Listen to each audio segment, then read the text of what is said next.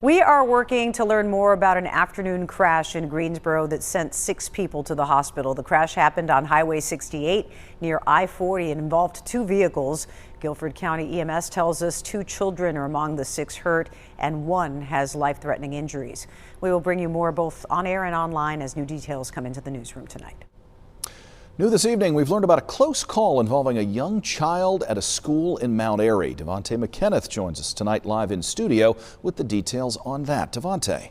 Kenny, the 5-year-old autistic boy escaped from Franklin Elementary School last Friday during lunchtime. 3 staff members were in the classroom with Grayson when it happened.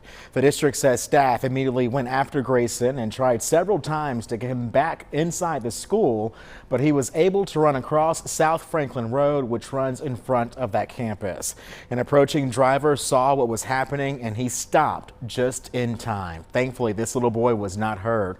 I spoke with Grayson's mom, who says she wasn't told what happened until the school district called her 3 hours later. She didn't want to speak on camera, but told me this, quote, "The teacher didn't approach him because he likes to be chased. He thinks it's a game, unaware of the danger.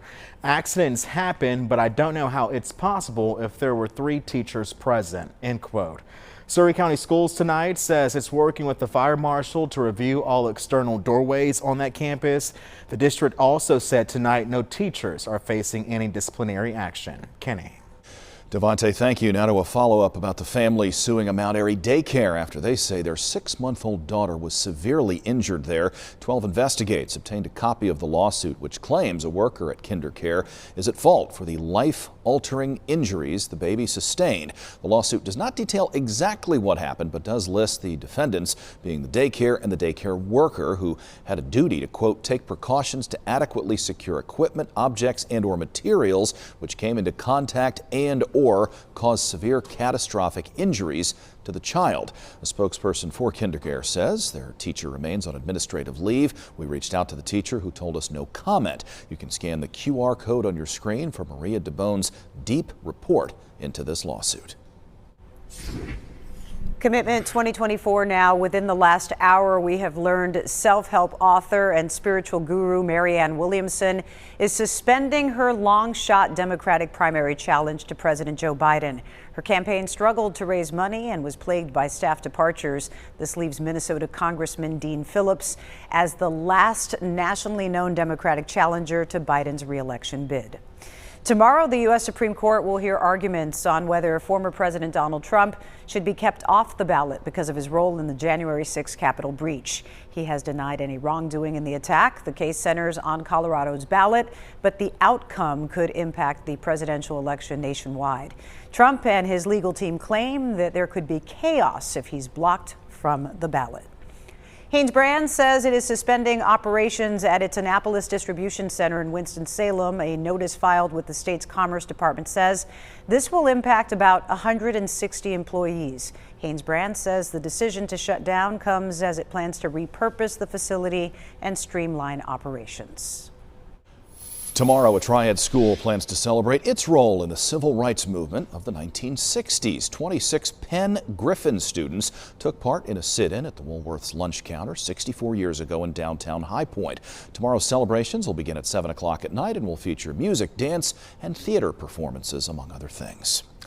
Well, a popular Triad event is coming back once again this fall. The goal is to show a little love to people who keep us safe and recognize good Samaritans whose excellent deeds don't always get a whole lot of publicity. Tonight, we're excited to announce that the nominating period for the 2024 Salute to Heroes Awards is once again officially open.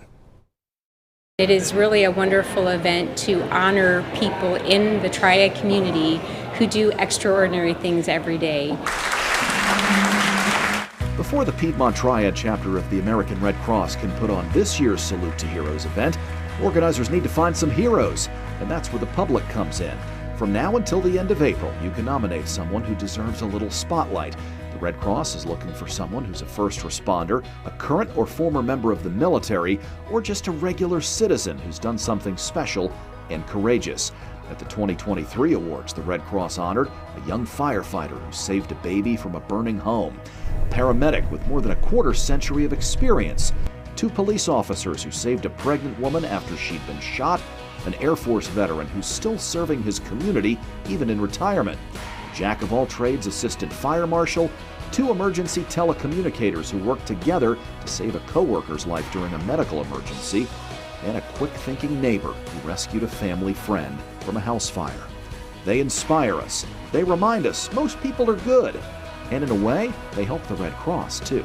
We could not do this event without the sponsors, and our sponsors then in turn help fund our mission, which includes disaster response. Once again, WXII 12 is one of the proud sponsors of this year's Salute to Heroes Awards, which is set for September.